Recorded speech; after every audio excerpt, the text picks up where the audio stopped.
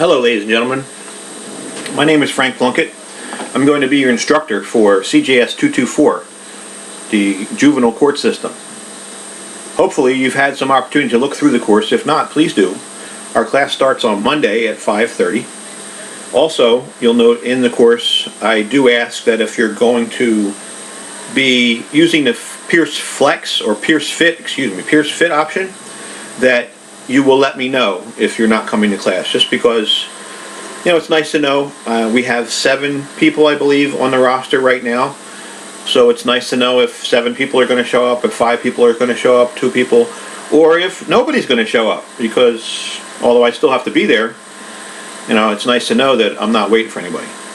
I think you'll find that our time on campus will be spent well, and we'll have some great interaction. Hopefully we can develop some fun discussions and interactive activities in addition to covering the specific lecture material that's in your textbook. Hopefully you've all been able to obtain the textbook. It's very important that you get the textbook from the school bookstore if you haven't done that already.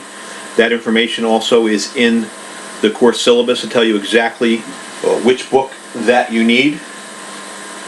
So make sure that you do obtain that textbook so that you are prepared for our class discussion and time. I'm sorry, I was looking for mine, but it's downstairs. But very important that you're ready for class. You read the first and third chapters if you can before class, because that's what we're going to be discussing in our content portion of the class. We will start off class with an introduction to the course material, course platform, so that if you do choose to do the Peirce Fit option, that you'll be able to do that seamlessly. There's also a discussion group on the course platform. I like to have everybody participating in the discussion group if possible. It's nice because if some people are home talking about stuff and others are in class talking about stuff, it's nice to get everybody to mesh together. So although if you come to class and you participate, very important that if you come to class and participate in the discussions, in other words, come to class and stay for class and participate in discussions we have, you get graded for the class discussion. If you cannot participate, say you come in and you have a work commitment or something and you can't stay for class, so you don't participate in the conversation, then you're going to have to do the online one, the same as anyone who doesn't come to class at all. But I like that if you can, that even if you come to class, pop into the online one and participate in the conversation. You might not have to do it in as much detail as those who don't come to class, but if you participate, it's nice to see the exchange of ideas. Especially, this is a very, very controversial topic in our world today. We see, if you look, and I look at the newspaper, I read the newspaper all the time. Philadelphia Inquirer is one of my favorite go-to sources of information. Always some good stuff in there, and it's really important that you go deeper than what you see on Facebook or Twitter, or if you watch any of the TV news broadcasts. You got to go deeper than that. And some of the stuff that's out there is very interesting with regard to recent court decisions as far as life without parole. There are a lot of adults that were convicted as juveniles who got life without parole, whose sentences have to be changed. So there's a lot of debate there with regard to what the Philadelphia DA's office is doing with regard to that, because they were dealing with some of these people and saying, okay, you can either have this or this. And a judge has come out and said, no, you have to look at them on an individual basis. Go back and look at the circumstances of their case that led them to get this sentence and come up with a proper suggestion. And the judge has to ultimately decide. But that's one of the things that's going on right now. Other things, if you just recently saw that there was a residential treatment center in Philadelphia where a 17-year-old died in the treatment center. He was there for behavioral issues, was sent there by the courts as well as a bunch of other people. But he became apparently a little unruly, and the 3 of the staff members attempted to control him, and somehow he stopped breathing during the process. So that's another controversial thing. We're sending juveniles to facilities where maybe they're not getting the best treatment. I think the jury's still out on that one. The state is investigating. They found a lot of bad things at this location, but again, the cause of this young man's death has not come out yet. So are the people at the facility responsible for his death, or was that a coincidence that just happened because of him being involved in the struggle? We don't know that yet. But the state did pull their license to house kids overnight from now on because of that incident and several other incidents that we'll be discussing in class, because some of the stuff that I read in the paper yesterday with regard to this location is really shocking, in that back in April there was one of their staff members that was apparently sexually assaulting or groping children who were at this facility. He was reported to the state, ultimately fired, but there was no mention in the article whatsoever about criminal charges for this person, so I'm curious about that. So that's the kind of stuff I like to get into. We obviously have basic things that are in your class that have to be addressed. And one of the things I'm going to post in the course, hopefully today or tomorrow, is a kind of like a pre-test or survey to give me an idea of what your knowledge is in this field, and also to get some ideas, and I'll ask about Peirce Fit versus campus and some other questions, just so I have a general idea. And it'll be an anonymous survey, so I won't know individually what your choice is, but I will know on a class basis how many feel a certain way. So if that noise was interfering, excuse me. So next thing, again, this is CJS224. It's juvenile court system. It's going to cover soup to nuts from how we treated kids 15th, 16th, 17th century on up to the present, and all the changes that have taken place, like the first creation of the first juvenile court in 1899, or juvenile court system in 1899 in Illinois. It's actually one of my questions on my pretest. That's covered in Chapter 1 of your course. So our material for the week 1 is Chapters 1 and 3. So if you have the book, you should take a look at the book. If you don't have the book, sign into the course, look at all the materials there, read the discussion questions, read the homework assignment, so that if you don't understand it, you can ask me about it when you come to class. Now, a little bit about me. I've been at Peirce since March. I formerly taught at ITT Tech in Levittown, PA. As some of you may know from media reports and what have you, ITT Tech shut down in September. They opted to shut down after some demands made by the Department of Education, and it's still a bad feeling for me, because I still had students that were in my program that I hope to graduate that are now trying to go to other schools. Some might go to Peirce, some will go to Holy Family, they'll go to different places to try to finish their education. So, but that's where I come from. I spent 6 years there teaching. I was the chairperson of the criminal justice program at ITT Tech for 3 years, from 2012, actually for almost 4 years, 2012 until in March or April, when the position was eliminated because of downsizing. But I stayed at the school as an adjunct instructor until through the summer, and had classes scheduled for September, which were canceled obviously because of the closing of the school. So that's where I come from in education. I've taught a variety of courses, from probation and parole to intro to criminal justice to the policing class that I've taught at ITT and just here recently. Criminology, which I'll be teaching here in the spring. Probation and parole, like I said, I'll be teaching in the spring. And a whole lot of other things that we had in our curriculum at ITT, and I hope to fit in really well here at Peirce. Finished my first on-campus class in the first session, and that went really well. This will be my second on-campus class, Peirce Fit class, as a matter of fact, because we have the on-campus and the Peirce Fit component.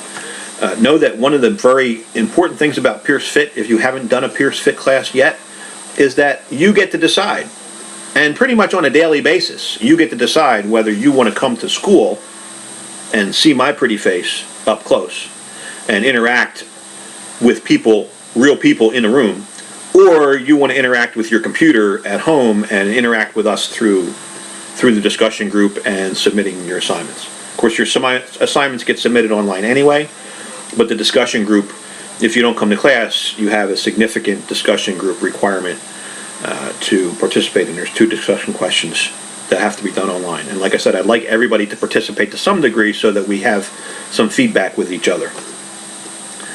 But I think the class is very interesting.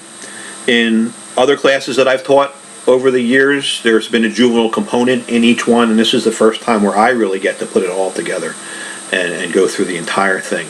And obviously what we really want to look at, and I'll try to get a feel from you, is what your career goals are, is in addition to the content that's built into the course, we do want to get maybe a little bit more specific into what's going on in the state of Pennsylvania, what's going on in the state of New Jersey, if anybody's coming up from Delaware, what's going on down there, where are you going to work? If you're going to be a police officer, probation officer, if you're going on to become a lawyer, what is it that you want to do?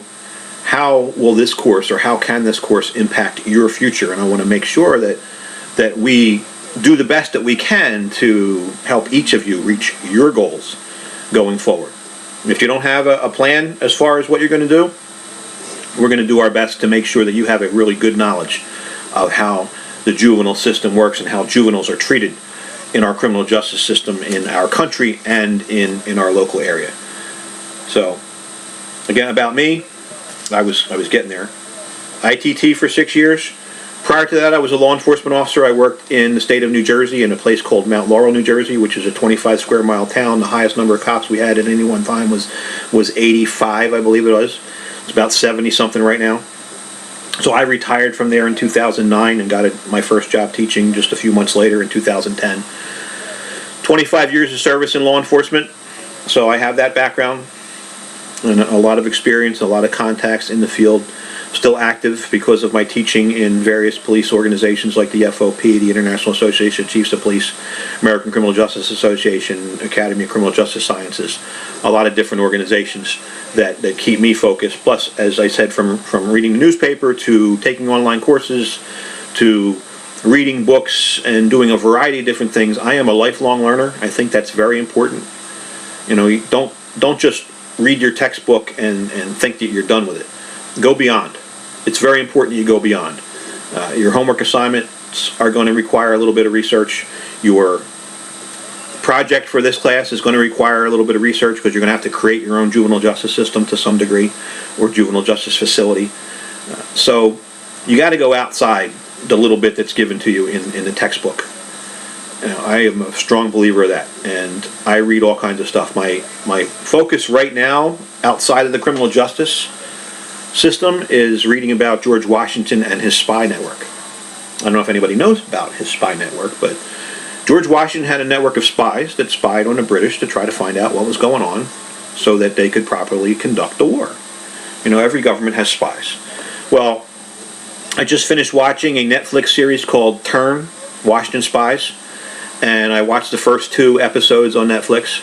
It was actually an A&E documentary or program. It's not a documentary. It's kind of like a fictional documentary kind of thing because it's based upon reality, but I think a lot of the scenarios that are in the show are not necessarily exactly what happened back during the Revolutionary War. Anyway, I did the first 2 seasons. The 3rd season was in the spring. I wasn't watching the show then, so I'm either going to wait for it to come out free on Netflix or have to pay $2.99 an episode to watch it on Xfinity. I don't think I want to do that. My budget's a little tight right now, but there's a lot of other stuff I can watch. So what is my focus? I am getting all the reading material that I can because I want to get some background and understand what was the reality. And that's something that you could do as well. I've done this my entire life. I'll get focused on a specific topic and I'll say I'll spend 6 weeks. It's almost like a course. I'll spend 6 weeks reading every single book that I can on the topic. One that I've read a lot about, Charles Manson, who you've probably heard about.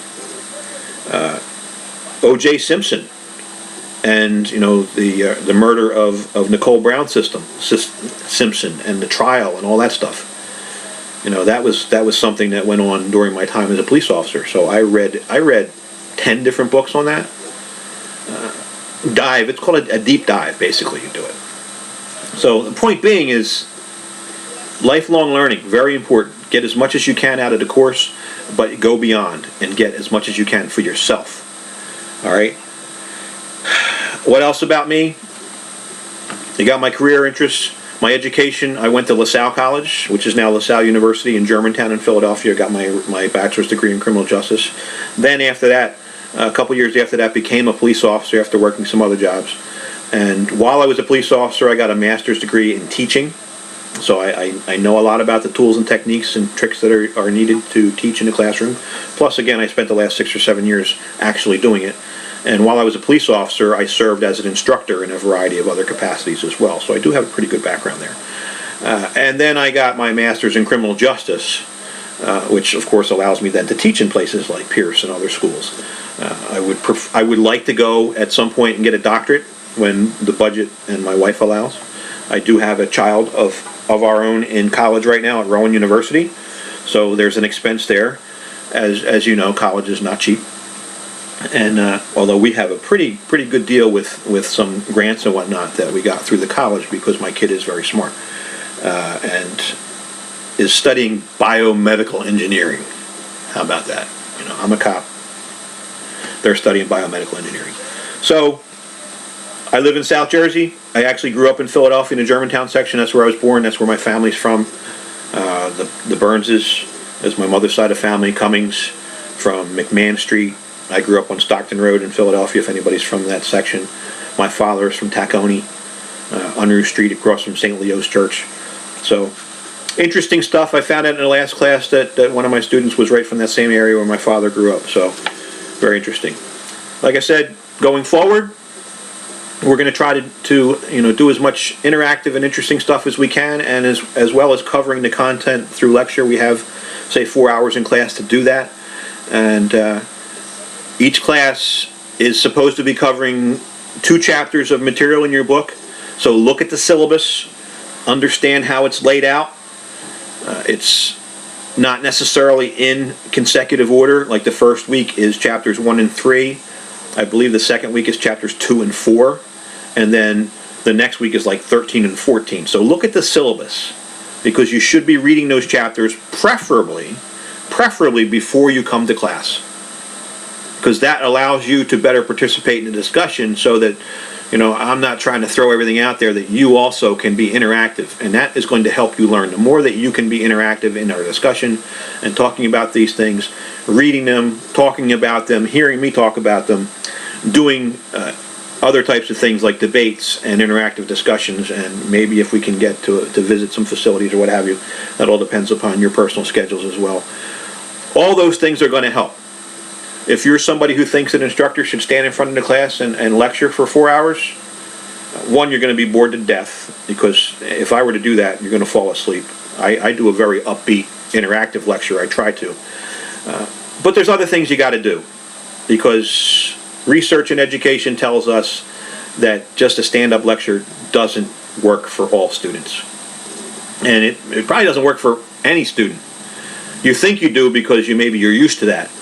But there's a lot of other things that we can do. And first time teaching this class, so I'm developing those things as I go along. I can pull from some of the other things I've done in other classes on juveniles and other things to make us think about scenarios and discussions and what have you. So you have any ideas, I'd be more than happy to hear them, of how you'd like to see some things happen in the class. You know, email. I sent everybody an email just the other day to your Peirce email accounts. If you don't read it, check it, so that you can hear what I have to say, and you have my contact information. But my contact information is also in the course syllabus.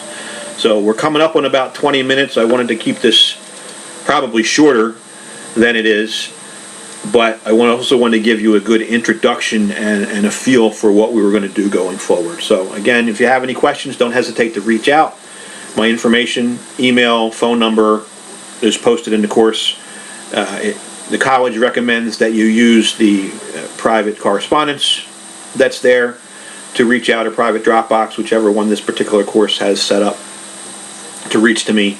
Of course, that means that I have to check in to get it, to make sure that I'm not missing any messages. So if I don't get back to you right away, I'm supposed to check within 24 hours. If you need to hear from me right away, probably a good idea to send me a text message and say, hey, Professor Plunkett, could you check the Dropbox? Or I check email all the time too. It's the Dropboxes. I actually have to sign into the course to get that. So it's secure, it's saved, it's a really good way to communicate, but it requires that I check in. So if you're not getting an answer right away, shoot me a text or an email and say, hey, check the Dropbox, or ask me the question outright. and I will get back to you very quickly, because I am like on top of that. I may look like an old guy, but I am very computer literate. I am on top of my email. You might hear my email going off in the background.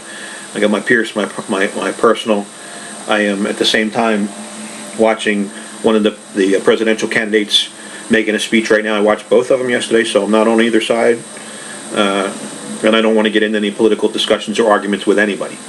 I try to keep an open mind, and one of the terms that I love to use is totality of circumstances. Some of my students at ITT said that's what I'm all about, totality of circumstances, because we got to look, when we're in the criminal justice system, we got to look at all the facts. And if you're talking about a political debate or something you read in the paper or some story about somebody, look at all the facts, not just a little blurb that you saw. That's what totality of circumstances is all about. Look at all the things that are involved and get a clear picture of why this particular incident happened before you make your own personal judgment. And that's some of the things we're going to discuss in class are similar to that. So I think that's all I have for today. Make sure that you post your introduction to the entire class in the meet and greet. You don't have to do it this way, but it would be really cool if you did, but maybe you keep it like 5 minutes instead of 20 like mine. I had a lot to cover the first time. I probably should have done it in shorter segments. But stay in touch, and hopefully you're all having a wonderful afternoon.